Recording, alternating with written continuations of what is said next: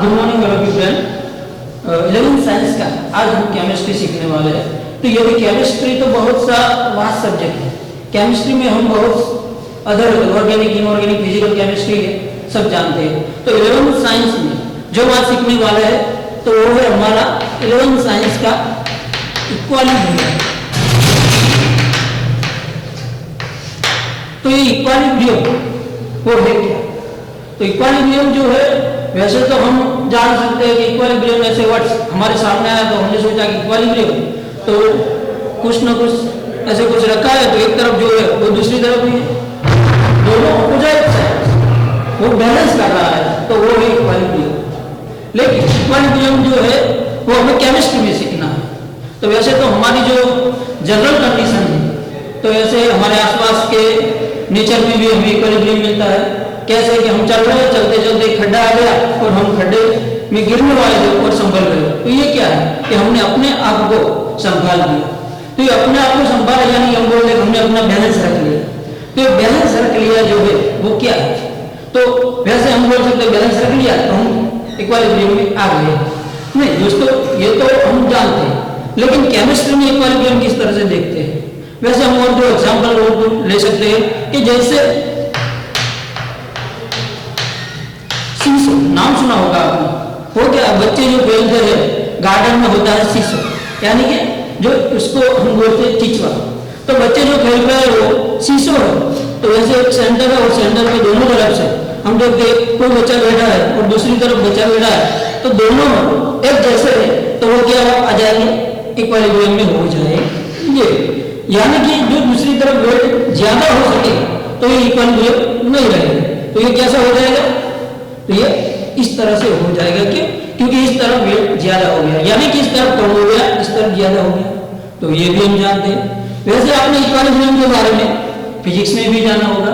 तो फिजिक्स में हम क्या कहते हैं कि कोई भी ऐसे स्टेट है तो वो जो भी स्टेट में है उनको हर तरफ से जो फोर्स लग रहा है वो क्या है? बैलेंसिंग। तो ये बैलेंसिंग फोर्स के हिसाब से हम कर सकते हैं कि ये जो है वो इक्विलिब्रियम में है। तो इक्विलिब्रियम में फिजिक्स से इस तरह से जान सकते हैं। और भी बातें हैं जो हम ऑक्सीजन जो है वो ले रहे हैं, तो ऑक्सीजन ले रहे हैं तो ऑक्सीजन के साथ हमारा ऑक्सीजन जो है हमारे शरीर, हमारी जो बॉडी है उसमें वो हीमोग्लोबिन है उसके साथ भी डिस्ट्रीब्यूट हो रहा है। तो इस तरह से ऑक्सीजन का जो है वो डिस्ट्रीब्यूशन होने के साथ वो भी इक्विलिब्रियम में बन रहा है। तो बॉडी भी कहीं ना कहीं ये जो ऑक्सीजन है उसको हीमोग्लोबिन के साथ इक्विलिब्रियम में कर रही है। तो इस तरह से हमें इक्विलिब्रियम हर तरफ से दिख रहा है। तो इक्विलिब्रियम जो है वो केमिस्ट्री में किस तरह से दिखता है तो वो देखने के लिए हम और एग्जांपल देख सकते हैं कि वैसे हम आपने देखा होगा ट्रेडमिल, आपने जाना होगा जो ट्रेडमिल है। ट्रेडमिल क्या है? तो ट्रेडमिल जो हम हमारी जो प्रैक्टिस कर रहे हैं उस समय उस पर जो हम रनिंग करते हैं तो रनिंग के समय हम दौड़ तो रहे हैं, लेकिन क्या हम आगे जा रहे हैं? नहीं। पीछे जा रहे हैं? नहीं। हम कहीं जा नहीं रहे, वहीं भी वहीं है। तो हमारी जो बॉडी है वो हर तरफ से ट्रेडमिल के साथ क्या है? इक्विलिब्रियम में। हम दौड़ तो रहे हैं लेकिन इक्विलिब्रियम यहाँ क्या बता रहा है? तो यहाँ जो इक्विलिब्रियम है वो ये बता रहा है कि वो स्टॉप नहीं है।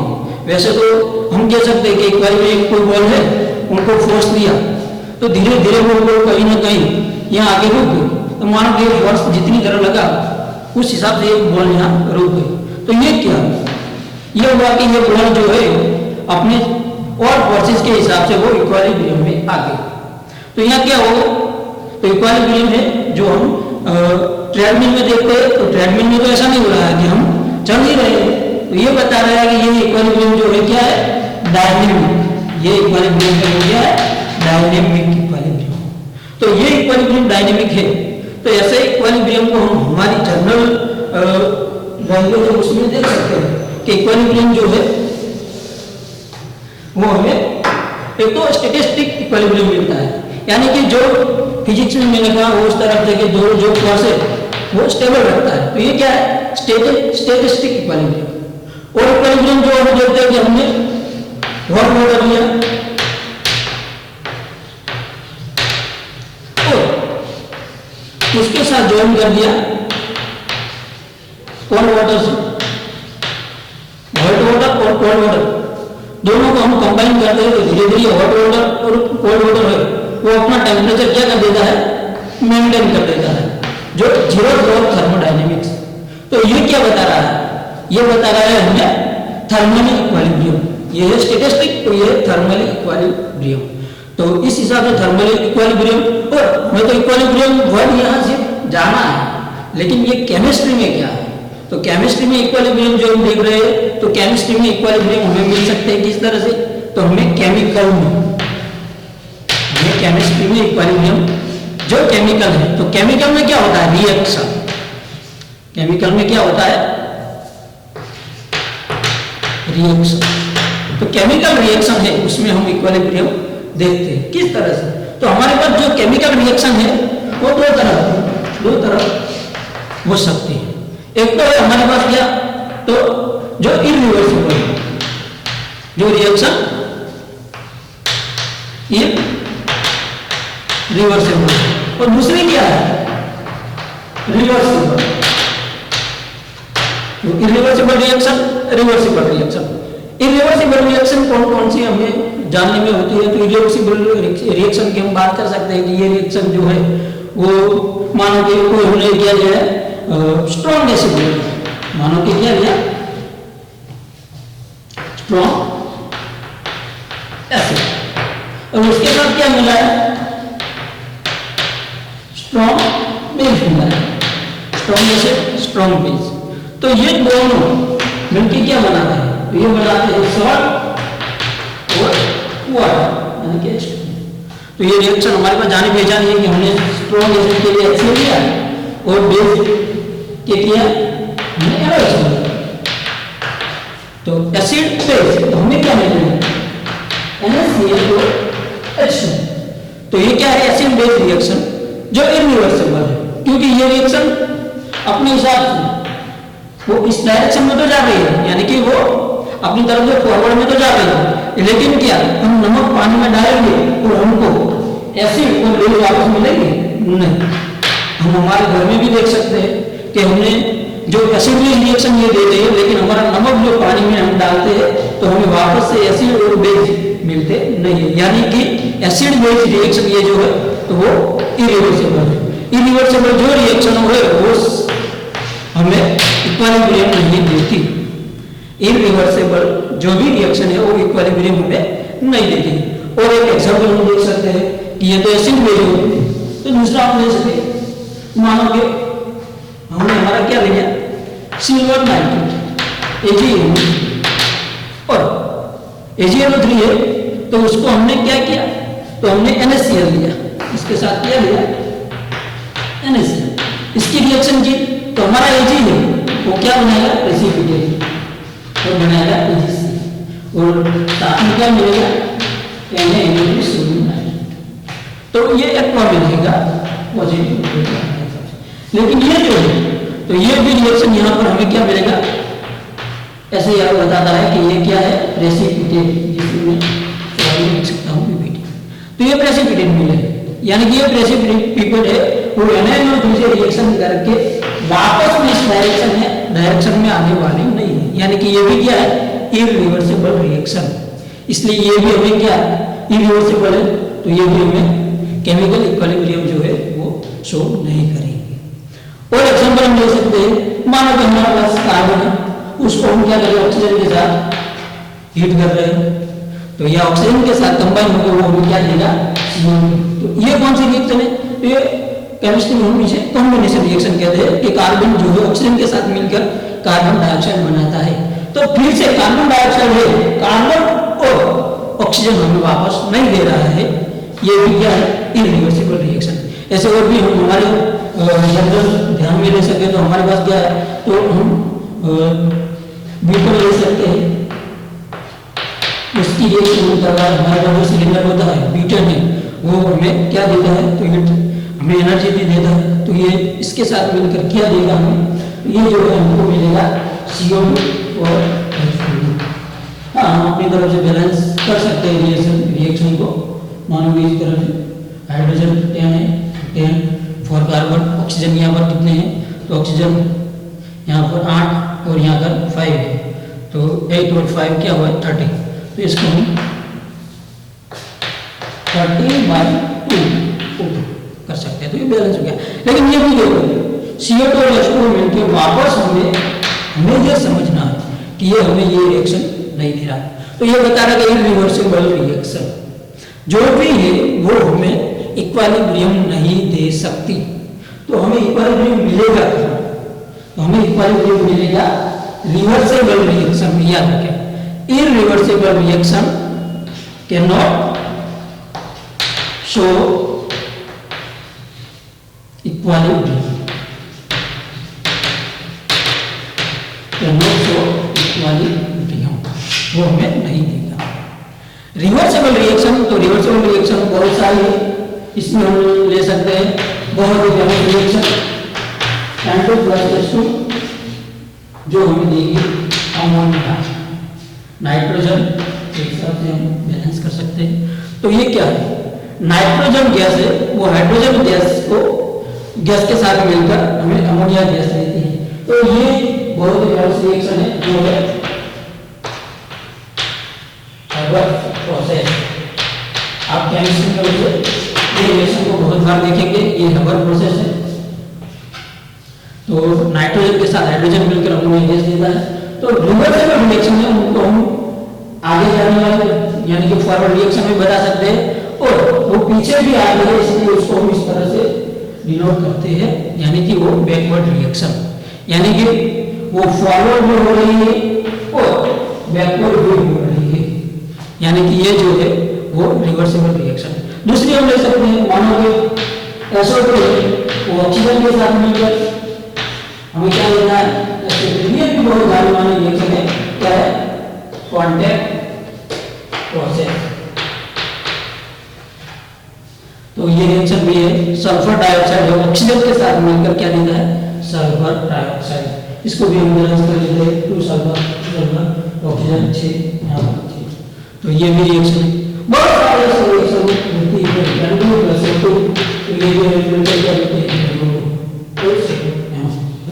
तो ये भी हमें मिल रहा है कि नाइट्रस ऑक्साइड जो है, तो ये भी है क्या रिवर्सिबल रिएक्शन। तो ऐसी भी बहुत सारी रिएक्शन है कि जो फॉरवर्ड और बैकवर्ड दोनों तरफ हो रही है। तो इक्विलिब्रियम कब मिलेगा, आगे जाती है और पीछे जाती है। तो आप क्या ये सोच रहे हैं कि ये रिएक्शन ऐसे नाइट्रोजन और हाइड्रोजन मिलकर क्या बना अमोनिया, तो यहाँ पर अमोनिया 50% मिल गया, बाद में ये वापस आ जाएगा। तो ऐसा होता है क्या कि दोनों तरफ 50% हमें मिल गया। नहीं, रिवर्सिबल रिएक्शन हमें इक्विलिब्रियम दिखाएगी। ये पहले तो हमने इक्विलिब्रियम किया है, वो हमने देखा कि इक्विलिब्रियम जो है वो हमें स्टैटिस्टिक इक्विलिब्रियम, थर्मल इक्विलिब्रियम और ये जो है हमें केमिकल इक्विलिब्रियम यहाँ दिखाना है। तो केमिकल इक्विलिब्रियम में हम कह सकते हैं कि केमिकल रिएक्शन हो रही है, उसमें रिवर्सिबल रिएक्शन और इरिवर्सिबल रिएक्शन होती है। तो इरिवर्सिबल रिएक्शन जो है वो इक्विलिब्रियम शो नहीं करेगा, इक्विलिब्रियम नहीं देगा। लेकिन जो रिवर्सिबल रिएक्शन है वो हमें इक्विलिब्रियम देगा। तो रिवर्सिबल रिएक्शन में ऐसे ऐसे हम देख सकते हैं। और भी बहुत सारे रिएक्शन है कि आप देखेंगे, ऐसे मान लो कि H2 हाइड्रोजन है, तो वो हमें क्या दे रहा है, तो हाइड्रोजन आयोडाइड वो मिल रहा है। तो ये भी रिवर्सिबल रिएक्शन तो हमें मिल रही है। तो ये हमें देखना है कि ये रिएक्शन जो 50% होने के बाद इक्विलिब्रियम मिलेगा। इक्विलिब्रियम मिलता तब रिएक्शन होती है।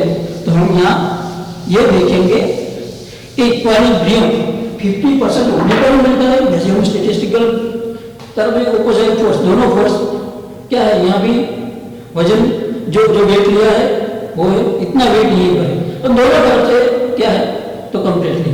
लेकिन यहाँ पर क्या है, ये 50% दोनों और ये 50%, तो हमें क्या मिल गया, तो इक्विलिब्रियम मिल गया। तो नहीं, हमें ये याद रखना है कि रिवर्सिबल रिएक्शन जो होती है वो हमें इक्विलिब्रियम को मान के मैंने बोल दिया रिएक्टेंट और ये प्रोडक्ट। तो इक्विलिब्रियम ऐसा नहीं है कि 50% में मिलेगा। इक्विलिब्रियम रिएक्शन शुरू होते ही मिल सकता है। इक्विलिब्रियम रिएक्शन जो है वो कंप्लीटली होने आ रही है तभी मिल सकता है, कंप्लीट हो जाएगा नहीं मिलेगा। मानो कि रिएक्शन कंप्लीट, हमने देखा है HCl है, NaOH है, और ये जो हमें दे रहा है HCl और NaOH मिलकर हमें NaCl और H2O दे रहा है। तो ये क्या है 100%, ये रिएक्शन हुआ 100% मिल गया। तो 100% में इक्विलिब्रियम नहीं मिलता है, तो हमें ये ध्यान में रखना कि इक्विलिब्रियम कब मिल सकता है। तो याद रखो जो रिएक्शन शुरू हुई है और मानो कि ये प्रोडक्ट जितनी भी हुई है, यदि ये 90% हो गई है और ये 1% है, तो तब भी इक्विलिब्रियम मिल सकता है। दूसरी बात ये है इक्विलिब्रियम ऐसा नहीं है कि 50% भी नहीं मिलेगा, हमारा प्रोडक्ट जो है वो 50% बनी, और तब भी मानो कि ये जो यहाँ पर फॉरवर्ड पहले क्या होता है इक्विलिब्रियम, मानो कि हमारा रिएक्ट कर रहा है और प्रोडक्ट बना रहा है, तो जैसे भी रिएक्शन होगा तो प्रोडक्ट बनती जाएगी। कुछ ऐसा टाइम होगा, उस टाइम पे ये रिएक्शन जो प्रोडक्ट है वो अपने आप अंदरों अंदर वो रिएक्शन करके फिर से वो फॉरवर्ड रिएक्शन में आने लगेगी, सॉरी बैकवर्ड रिएक्शन में आने लगेगी। तो जो फॉरवर्ड में जा रहा है वो बैकवर्ड में भी आने लगेगा। तो धीरे धीरे एक ऐसी स्टेट आएगी कि ये दोनों जो है वो इक्विलिब्रियम में आ जाएंगे। तो वो 90%, 99% और 1% पे हो सकता है, 50% जो है वहीं पे हो सकता है, या तो ये जो है हमारा जो रिएक्टेंट है वो मान के कंप्लीटली प्रोडक्ट बनने की शुरुआत कर ही रहा था, लेकिन ये जो है 99% हमारे प्रोडक्ट यहाँ पर हमारी जो रिएक्टेंट है वो 99% बनी और ये 1% नहीं बना, ये तो 99% सॉरी है, ये 100 था इसमें 1% बना और ये इक्विलिब्रियम में आ गया। तो ये क्या बता रहा है कि इक्विलिब्रियम हमें कहीं भी मिल सकता है। ऐसा नहीं कि ये जो मैंने ये बताया इक्विलिब्रियम है वो मानो कि ये जो है वो 60% रहा और ये 40% बना और हमारी क्या हुआ तो इक्विलिब्रियम मिल गया। तो फॉरवर्ड रिएक्शन और बैकवर्ड रिएक्शन दोनों जो है वो हमें इक्विलिब्रियम कहीं भी दे सकते हैं। हाँ, उसमें हमें इक्विलिब्रियम में ध्यान क्या रखना है, तो इक्विलिब्रियम जो है वो हमें कब मिल सकता है। तो उसके लिए कुछ जो स्टेट मानो कि उसके लिए क्या, तो वो कोई एक ही टेम्परेचर होगा या तो प्रेशर होगा, एक ही टेम्परेचर या टेम्परेचर हम जो चेंज कर देंगे तो हमारा इक्विलिब्रियम चेंज हो सकता है। ये सब सारे जो टर्म्स है वो हम देखेंगे कि टेम्परेचर है, प्रेशर है, कैटालिसिस है, ये सब क्या है इक्विलिब्रियम पे इफेक्ट कर सकते हैं। इक्विलिब्रियम में हमें यहाँ क्या मिला था, वो ये जो बता रहा है वो हमें क्या शो कर रहा है, तो ये हमारा है फॉरवर्ड रेट, और ये जो है क्या है हमारा बैकवर्ड रेट। तो ये दोनों जब फॉरवर्ड रेट और बैकवर्ड रेट इक्वल टू हो जाए, याद रखो ये दोनों जब इक्वल टू हो जाए तब ही हमें इक्विलिब्रियम मिलेगा। हाँ, ये नहीं कि इतनी ये नाइट्रोजन है हाइड्रोजन है उनकी कंसंट्रेशन है उतनी ही कंसंट्रेशन ये हो जाए इक्विलिब्रियम में, नहीं ऐसा नहीं होता। इक्विलिब्रियम जो है हमें कंसंट्रेशन पे डिपेंड नहीं है, शुरुआत में हमारी कंसंट्रेशन जो भी है और उसके बाद हमारी कंसंट्रेशन जो भी हो रही है, लेकिन कंसंट्रेशन मान के ये जो है कंसंट्रेशन बहुत ही कंसंट्रेशन जो है वो ज़्यादा है, लेकिन इक्विलिब्रियम में कम होने मिल सकता है। लेकिन हमारा रेट जो है यानी कि यहाँ से जो जाने का दर है और आने का जो रेट है वो एक हो जाएगा। वो हम कैसे समझे, मानो कि आपके पास कोई पानी की टंकी है और जो पानी की टंकी है वो हमें मानो कि ये नहीं हो रही है कि इतनी ही, तो फिगर पे मत जाइए। यहाँ पर आप ये देख सकते समझ लीजिए कि हमारी जो पानी की टंकी है, तो पानी की टंकी में हमने यहाँ से पानी गिराना शुरू कर दिया, तो ये ऑब्वियसली ये पानी जो है बढ़ेगा। लेकिन हम क्या करता है, जितना पानी हम ऊपर से आने दे रहे हैं नीचे एक नल लगा देते हैं और उतना ही पानी हम बाहर निकाल रहे हैं। जितना पानी यहाँ से दे रहे हैं उतना ही पानी हम बाहर निकाल रहे हैं। तो ये हमें क्या शो करेगा कि यहाँ से पानी, ऐसा नहीं कि इसमें पानी नहीं आ रहा है, ऐसा भी नहीं कि इसमें पानी बाहर नहीं जा रहा है, लेकिन जितना पानी आ रहा है उतना ही पानी बाहर जा रहा है। तो ये हमें क्या दिखाएगा, तो जितना आ रहा है और जितना बाहर जा रहा है इसके हिसाब से ये जो है वो इक्विलिब्रियम में है। ये हमारी जो स्टेट है वो क्या है, इक्विलिब्रियम में है। तो इस तरफ से जो आने का जो भी पानी का फ्लो है और जाने का फ्लो क्या हो गया, इक्वल। इसी तरह हमें केमिस्ट्री में ये देखना है कि हमारी जो रिएक्शन हो रही है वो आगे भी हो रही है और पीछे भी आएगी। ऐसा नहीं है कि रिएक्शन स्टॉप होगी, ऐसा नहीं है कि रिएक्शन स्टॉप होगी, रिएक्शन हमारी बढ़ती रहेगी, वो यहाँ भी होगी पूरे। लेकिन क्या है, उसका जो रेट है वो क्या हो जाएगा, इक्वल। यानी कि हमारी रिएक्शन में जितने रेट से ये आगे बढ़ेगा उतनी ही रेट से ये पीछे आएगा। तो हमारे जितने मॉलिक्यूल है वो प्रोडक्ट देंगे, उतने ही जो प्रोडक्ट में बने हैं वो फिर से रिएक्टेंट देने लगेंगे। यानी कि रिएक्टेंट जो है उसका रेट और जो प्रोडक्ट है उसका रेट क्या हो जाएगा, इक्वल हो जाएगा। तो ये जो है हमें इक्विलिब्रियम इस तरफ से दे सकता है। इसको हम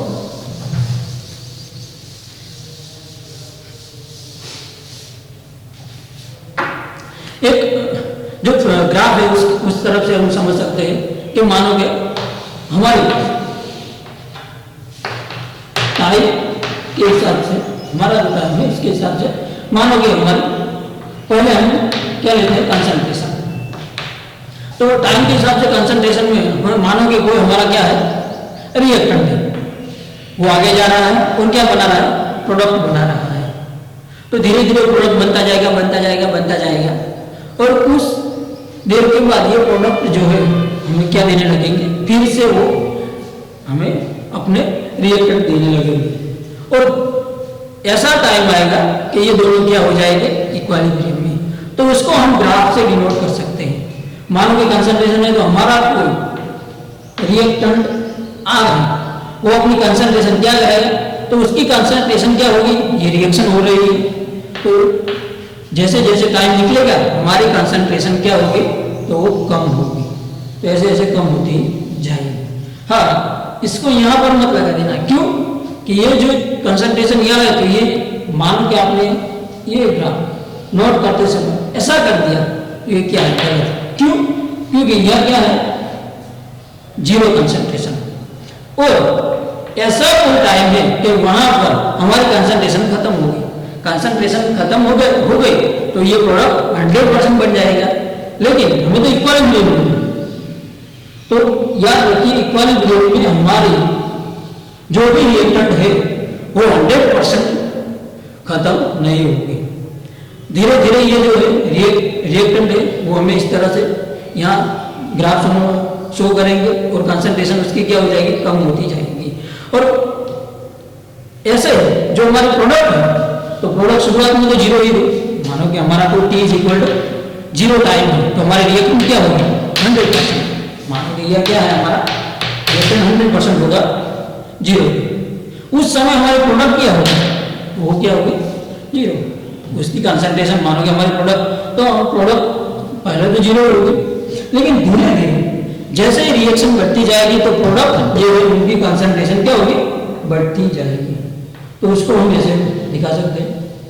तो मानो कि कुछ समय बाद, मानो कि T is equal to T time है, उस समय ये क्या हो गया, जो जाने का रेट है और आने का रेट है, यानी कि rate of forward reaction and rate of backward reaction is equal to, ये जो है वो क्या हो जाएगा, इक्वल टू।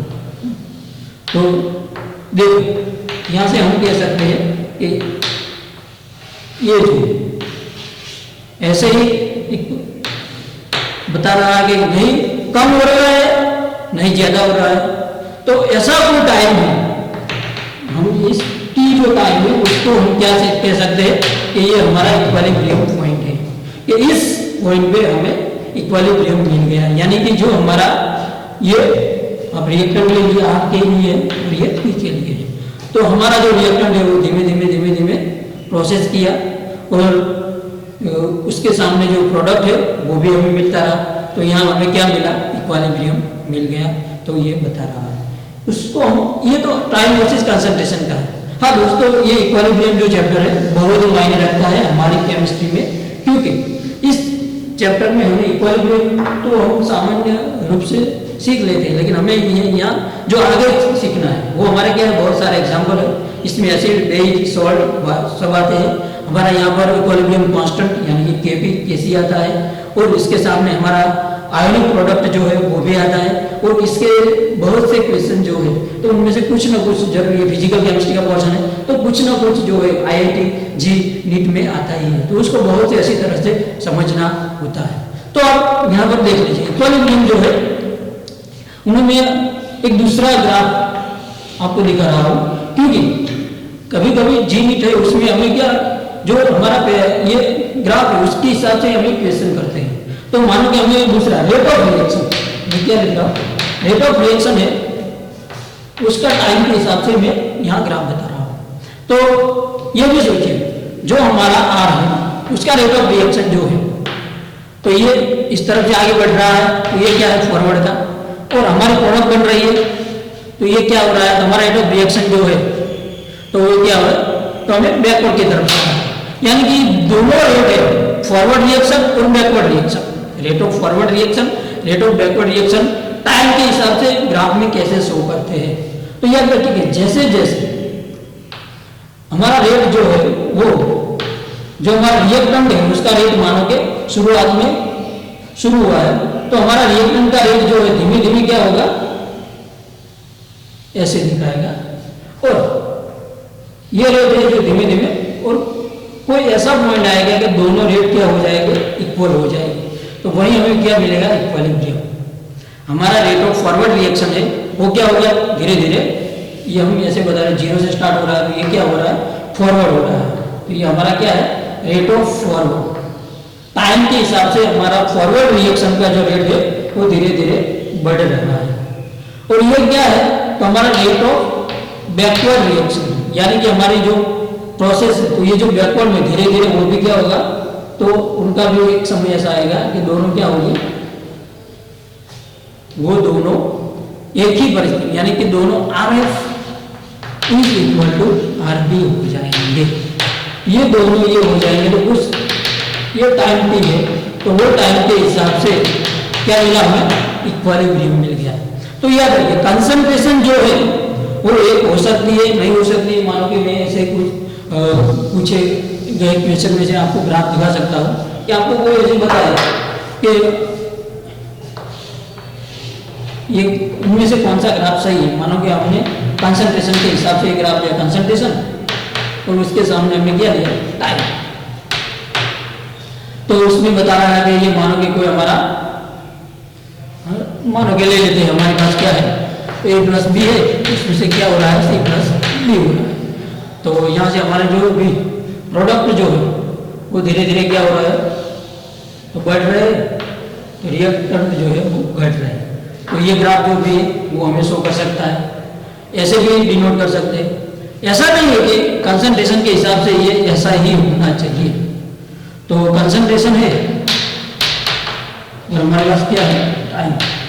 तो जैसे जैसे ये बढ़ने का दर है, कंसंट्रेशन धीरे धीरे जो प्रोडक्ट की बढ़ रही है वो ऐसे, और जो रिएक्टेंट है तो उसकी प्रोडक्ट, अच्छा तो मैं ऐसे दिखा सकता हूँ, ये दोनों इक्वल भी हो सकते हैं। मानो कि 50% कंसंट्रेशन और 50% और बाद में उन दोनों की कंसंट्रेशन क्या होगी, सेम होगी। यहाँ कंसंट्रेशन उनकी क्या है, अलग अलग, लेकिन यह क्या होगी, सेम होगी। तो ये भी हमें डिनोट कर सकता है कि कंसंट्रेशन उस A प्लस बी है और C प्लस डी है, दोनों की कंसंट्रेशन सेम है। ये ग्राफ हमें ये दिखा रहा है। और ये जो ग्राफ है हमें क्या दिखा रहा है कि इसमें A प्लस बी है, उसकी कंसंट्रेशन इतनी कम हुई है, और C प्लस डी है, उसकी कंसंट्रेशन इतनी बढ़ी है। एक और ग्राफ है, मानो कि हमारे पास ऐसे कोई टाइम के हिसाब से कंसंट्रेशन का वही ग्राफ, तो मानो कि ये जो बढ़ा है उतना उसका दर क्या हो, इतना ही हो सकता है।